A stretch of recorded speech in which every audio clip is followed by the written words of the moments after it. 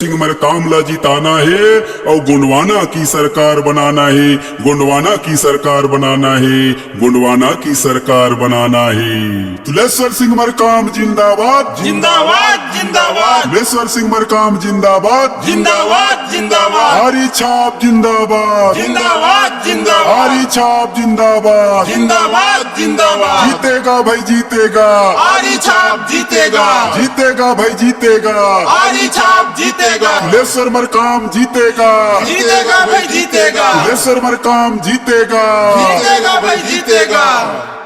विधायक बना मुसलमान जी, तुलेश्वर